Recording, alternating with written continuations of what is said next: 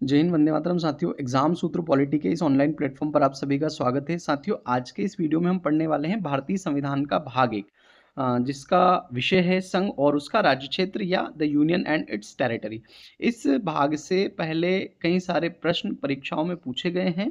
तो ये भाग बहुत ही महत्वपूर्ण है। और इसमें क्या चीज़ें हैं, तो सबसे पहले हम परिचय देखेंगे, विषय देखेंगे और इसकी विशेषता। चलिए शुरू करते हैं। सबसे पहले परिचय। अनुच्छेद 1 से लेकर 4 तक इसमें दिए गए हैं। इसका विषय क्या है, तो भारत के क्षेत्र, नए राज्यों का प्रवेश, गठन और सीमाओं में परिवर्तन का उल्लेख है। और इसकी विशेषता क्या है, यह भाग स्पष्ट करता है कि भारत भौगोलिक और राजनीतिक रूप से क्या है। अब एक एक करके हम इन चारों आर्टिकल को पढ़ेंगे, उनका अर्थ यहाँ समझने वाले हैं। तो सबसे पहले है अनुच्छेद 1, संघ और उसका राज्य क्षेत्र। अनुच्छेद 1 क्या कहता है, संघ का नाम और राज्य क्षेत्र का उल्लेख करता है। यह आर्टिकल दो महत्वपूर्ण बातें बताता है। पहला देश का नाम और दूसरा शासन प्रणाली। अब पहले नाम देख लेते हैं, देश का नाम क्या है। तो इंडिया जो कि भारत है, या इंडिया दैट इज भारत। दूसरा है इसमें प्रणाली, भारत राज्यों का संघ है या यूनियन ऑफ स्टेट से है। एक महत्वपूर्ण नोट है, डॉक्टर अंबेडकर के अनुसार यूनियन शब्द का प्रयोग इसलिए किया गया क्योंकि भारतीय संघ राज्यों के बीच समझौते का परिणाम नहीं है, जैसे अमेरिका में है। और किसी भी राज्य को संघ से अलग होने का अधिकार नहीं है। यहाँ पे हम दो महत्वपूर्ण देशों के बारे में बात करने वाले हैं, एक भारत और एक अमेरिका। भारत में जो संघ है, वो राज्यों के समझौते का परिणाम नहीं है, यानी राज्यों को संघ से अलग होने का अधिकार नहीं है। जबकि इसके विपरीत अमेरिका में राज्यों के द्वारा मिलकर संघ का निर्माण किया गया, इसलिए अमेरिका में कोई भी राज्य जब अपनी इच्छा हो तब संघ से अलग हो सकता है। अब अनुच्छेद 1 के तहत भारत के क्षेत्रों का वर्गीकरण।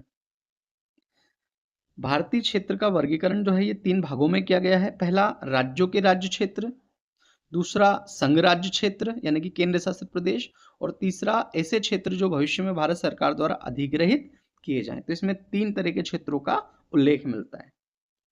अब दूसरा अनुच्छेद है अनुच्छेद 2। ये क्या कहता है, इसका क्या अर्थ है, नए राज्यों का प्रवेश या स्थापना। इसके तहत संसद को यह शक्ति दी गई है कि वह विधि यानी कि कानून बनाकर नए राज्यों को संघ में शामिल कर सके और नए राज्यों की स्थापना कर सके। इसमें दो बातें हैं, नए राज्यों को संघ में शामिल करना और नए राज्यों की स्थापना करना। एक महत्वपूर्ण नोट है, यह अनुच्छेद उन राज्यों के लिए है जो वर्तमान में भारत का हिस्सा नहीं है। जैसे 1975 में संविधान में 36वां संशोधन करके सिक्किम को भारत में शामिल किया गया। इसमें दो बातें हैं, नए राज्यों का प्रवेश और नए राज्यों की स्थापना। तो एक एक करके दोनों को हम यहाँ समझने वाले हैं। पहला है नए राज्यों का प्रवेश। इसका अर्थ है कि उन राज्यों को भारतीय संघ में शामिल करना जो पहले से ही अस्तित्व में है लेकिन भारत का हिस्सा नहीं है। इसके तहत ऐसे राज्यों को भारतीय संघ में शामिल किया जाएगा जो अस्तित्व में तो हैं लेकिन भारत का हिस्सा नहीं है। उदाहरण, मान लीजिए कोई पड़ोसी देश या कोई स्वतंत्र देश स्वेच्छा से भारत में शामिल होना चाहता है, तो संसद अनुच्छेद 2 के तहत उसे एक राज्य के रूप में स्वीकार कर सकती है। अब इसी का दूसरा बिंदु क्या है, नए राज्य की स्थापना।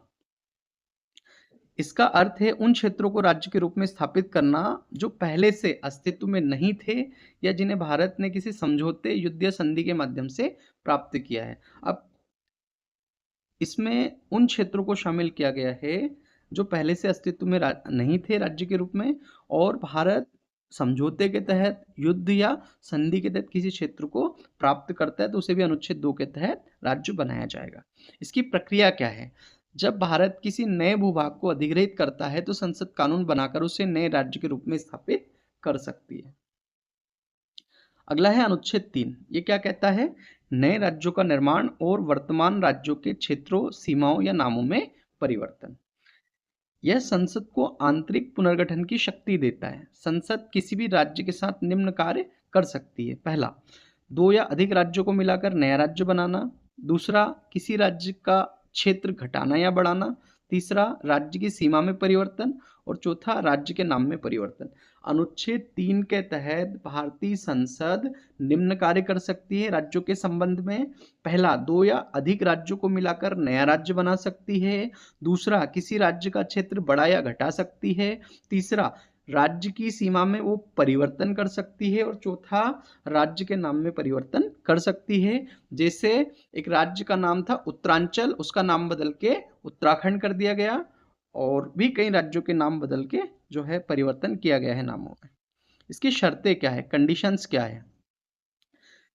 कोई भी विधेयक राष्ट्रपति की पूर्व सिफारिश के बिना पेश नहीं किया जा सकता। यानी कि किसी राज्य को बनाना हो, किसी राज्य के क्षेत्र घटाना बढ़ाना हो, उसकी सीमा में परिवर्तन करना हो, उसके नाम में परिवर्तन करना हो, तो उसके लिए संसद में विधेयक या बिल लाया जाता है, और उस बिल के ऊपर राष्ट्रपति की पूर्व स्वीकृति आवश्यक है। राष्ट्रपति उस विधेयक को संबंधित राज्य के विधानमंडल के पास विचार के लिए भेजते हैं, हालांकि उनकी राय मानना अनिवार्य नहीं है। यहाँ पे राष्ट्रपति की पूर्व स्वीकृति आवश्यक है, राज्य के विधानमंडल की स्वीकृति आवश्यक नहीं है। अब हम अनुच्छेद 2 और 3 को तुलनात्मक रूप से देख लेते हैं। अनुच्छेद 2 क्या कहता है? तो बाहरी क्षेत्र। और अनुच्छेद 3 किसकी बात करता है? तो ये आंतरिक परिवर्तन की बात करता है। अनुच्छेद 2 में क्या है? इस अनुच्छेद के तहत भारत के बाहर के क्षेत्रों को भारत में शामिल करके नया राज्य बनाया जाता है। और अनुच्छेद 3 क्या कहता है? इस अनुच्छेद के तहत भारत के आंतरिक भाग में परिवर्तन करके नए राज्य बनाए जाते हैं। अनुच्छेद 2 का उदाहरण है सिक्किम, अनुच्छेद 3 का उदाहरण है मध्य प्रदेश और तेलंगाना। इसके बाद है अनुच्छेद 4। अनुच्छेद 4 क्या कहता है? पहली और चौथी अनुसूची के संशोधन से संबंधित है ये। यह घोषित करता है कि अनुच्छेद 2 और 3 के तहत बनाए गए कानून को अनुच्छेद 368 के तहत संविधान संशोधन नहीं माना जाएगा।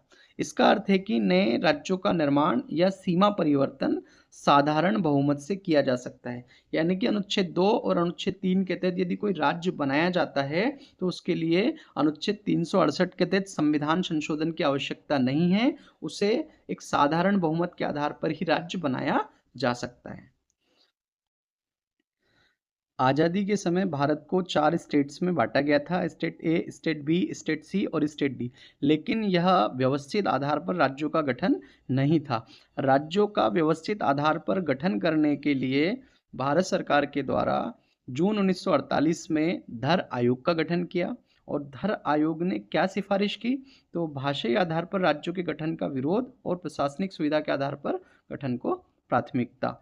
यानी कि धर आयोग ने भाषा के आधार पर राज्यों के गठन को खारिज कर दिया और प्रशासनिक सुविधा के आधार पर राज्यों के गठन की मांग कर दी।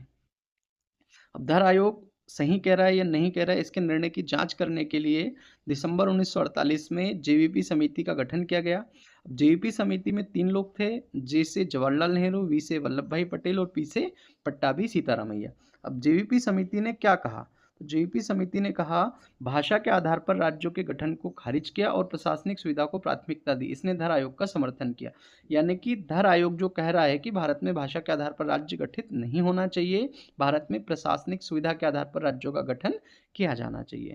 तो जेवीपी समिति ने धर आयोग का समर्थन किया और भाषा के आधार पर राज्यों के गठन को खारिज कर दिया, इसकी मांग को खारिज कर दिया। इसके बाद एक नया आयोग बना दिसंबर 1953 में, जिसका नाम था फजल अली आयोग, या इसे राज्य पुनर्गठन आयोग भी कहते हैं। इस आयोग ने भारत का भ्रमण किया। 2 साल के बाद इसने अपनी रिपोर्ट दी और इसने क्या कहा कि भाषा को आधार माना, लेकिन एक राज्य एक भाषा के सिद्धांत को नकार दिया। और इसी के आधार पर भारत में राज्यों का पुनर्गठन किया गया और भारत में भाषाई आधार पर राज्य बनाए गए। पहला भाषाई राज्य, स्वतंत्र भारत में भाषाई आधार पर बनने वाला पहला राज्य आंध्र प्रदेश है। या 1953 में मद्रास को विभाजित करके तेलुगु भाषा के आधार पर बनाया गया था। यानी कि 1953 में एक राज्य था जिसका नाम मद्रास था, जिसमें एक विशाल भूभाग था, जिसका एक बहुत बड़ा क्षेत्र था, और एक क्षेत्र में तेलुगु भाषा बोली जाती थी और एक क्षेत्र में तमिल भाषा बोली जाती थी। तो यहाँ पे तेलुगु भाषा बोलने वाले लोगों ने आंदोलन शुरू कर दिया और 1953 में इसको राज्य बना दिया गया तेलुगु भाषा के आधार पर। इसके बाद है राज्य पुनर्गठन अधिनियम 1956। इसके तहत भारत में 14 राज्य और 6 केंद्र शासित प्रदेश बनाए गए। यानी कि शुरुआत में भारत में 14 राज्य बनाए गए थे और 6 केंद्र शासित प्रदेश बनाए गए थे, और ये बनाए गए थे भाषा के आधार पर, लैंग्वेज के आधार पर। एक भारतीय महत्वपूर्ण मामला है बेरूबाड़ी यूनियन केस, 1960 में आया था। भारत अपना क्षेत्र किसी दूसरे देश को साधारण बहुमत से नहीं दे सकता, उसके लिए आर्टिकल 368 के तहत संविधान संशोधन करना पड़ेगा। धन्यवाद साथियों, अगर आपको हमारा ये वीडियो पसंद आया हो तो हमारे चैनल को सब्सक्राइब करिएगा, वीडियो को लाइक और शेयर करिए।